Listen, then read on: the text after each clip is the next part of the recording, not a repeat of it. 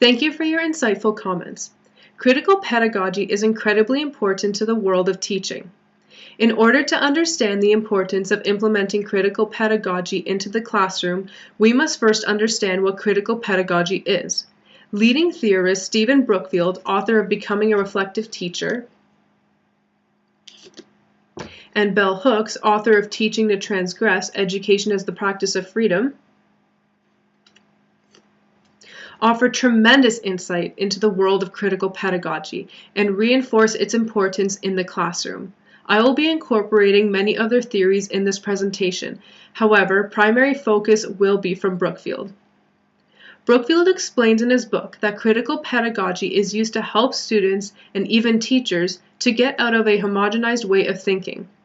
Both Brookfield and Hooks indicate that much of how education is constructed is through a dominant culture. I know that if we were to stop and think about this concept for a moment, we would see these relations. Both authors indicate that through the shaping, we have been taught not to ask questions, but to conform. As teachers, I think we can all agree that we want our classrooms to be democratic, correct? Brookfield mentions that even if we give students the opportunity to express themselves and create a democratic classroom environment, it is still difficult to do so without the use of critical pedagogy.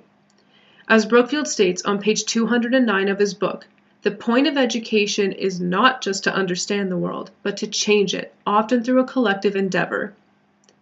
How many of us can agree that this is the true purpose of education?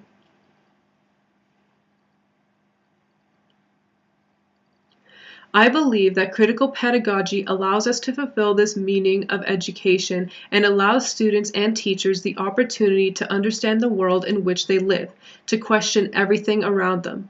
Through this, we empower ourselves and our students, giving everyone a voice, giving everyone the opportunity to see the deeper meaning behind things.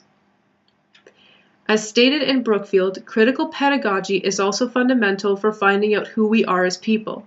Using techniques such as critical reflection is a key element in the implementation of critical pedagogy in the classroom. So now that we know that critical pedagogy is important in keeping with the purpose of education and empowering learners and teachers through questioning oppressive and dominant ways, let's get into how critical pedagogy can be implemented in teachers' instruction. But first, what were your main takeaways from that? Are there any questions so far?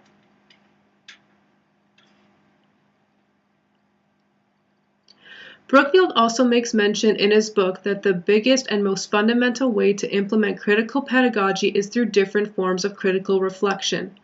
Critical reflection should be a part of the educator's life as well as the student's. To get into the fundamental aspects of critical reflection theory and pedagogy, teachers must be able to reflect independently with their co-workers and with their students and allow their students the opportunity to critically reflect and question knowledge and the world around them. Brookfield also touches on the importance of this and shows us how reflection allows us to look into ourselves, our beliefs, our values, and aspects of the dominant culture. And he also mentions on page 2 of his book that it allows us to challenge our assumptions and dominance. Critical pedagogy allows us to see how our actions are shaped by our life events, values, and beliefs, which in turn affect our instruction and our behavior. Have any of you experienced this previously?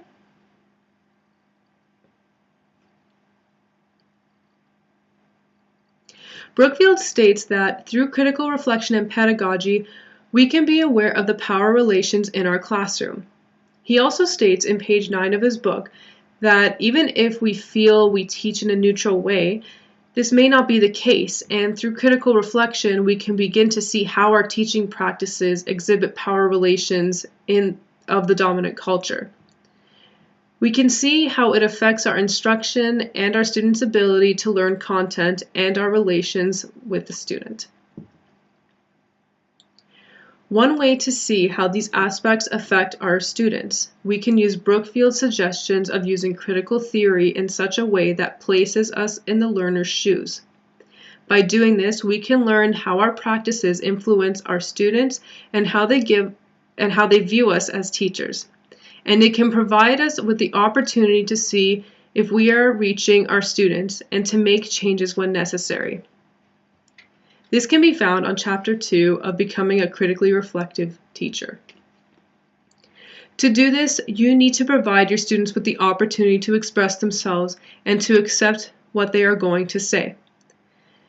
This is part of implementing critical pedagogy and theory into the classroom. In Chapter 2 of his book, Brookfield also explains that by providing students with the opportunity to express how they feel about your instruction, your relations with them, and so on, you are allowing them to question the role of dominance, and you are empowering them and giving them a voice.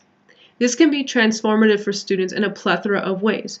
For example, I feel that by doing this, you can assist in creating a more respectful learning environment where both teachers and students understand and respect one another. It can be transformative for students in their learning because you are taking their comments seriously and making necessary changes, which allows the student to not only understand the content better, but also to feel safe and empowered in the classroom. It allows them the opportunity to question dominant powers and give them a voice. How might this aid students from different backgrounds? On page 39 of her book, Bell Hooks says, as the classroom becomes more diverse, teachers are faced with the ways, the politics of domination that are often reproduced in the educational setting. Our session builds off of these critical theories. In critical pedagogy, theory is a starting point for understanding our practice. In the words of Brookfield, theory helps us learn what we do. Our practice is informed by our own personal theories, and new theories can expand or contradict what we already believe. It is in these moments that we learn to grow and develop. Our aim is to help you as teachers in exploring alternatives to standard practices and understanding critical practice. Our sessions will focus on discussion and practical application. We hope you will be consistently engaged with the topic.